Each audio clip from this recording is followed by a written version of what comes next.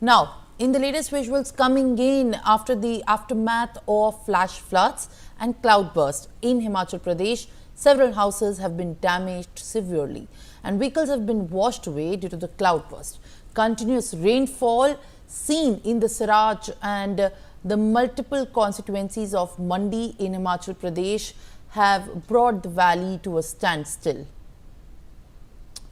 As you can in fact see in the visuals, viewers, the rainfall hitting many areas where the red alert has also been issued in Himachal Pradesh has brought life to a standstill, where in fact the roads have been blocked, advisory has been issued, red alert is in the place.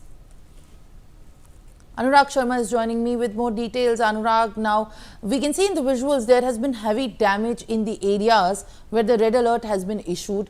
Continuous rainfall has wreaked havoc where vehicles have been washed away, and it is in fact of a concerning state how these districts which have been hit heavily by the flash floods are now in fact restoring the damage that has been caused heavily by the heavy rainfalls.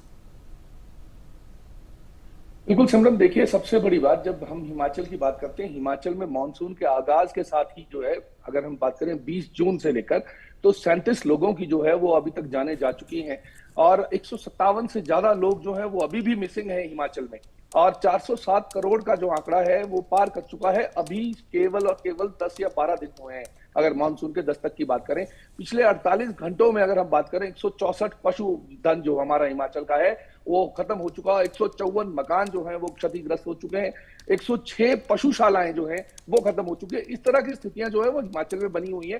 अगर हम district wise बात करें तो सबसे ज्यादा नुकसान जो है वो कांगड़ा, मंडी और जो चंबा जिला है वहां पर देखने को मिला है। कांगड़ा की अगर हम बात करें, वहां पर जो है वो 13 जाने जो है वहां पर गई हैं, और धर्मशाला के पालमपुर में बाढ़ जैसे हालात बने हुए हैं। पर्यटन बहुत ज्यादा प्रभावित है, दुकानों में जो है वो पानी घुस चुका है। बहुत जगह में आपने पिछले कल भी देखा होगा, ऊना की जो रिपोर्ट थी, ऊना में भी ऐसे बहुत घर थे जिसमें जो है वो पानी घुस गया था। वैसी ही सेम स्थिति मंडी में है। अगर आप देखें, मंडी में अभी तक कई ऐसे घर हैं, कई ऐसी जगहें हैं जहां पर अभी भी प्रशासन जो है वो नहीं पहुंच पाया है।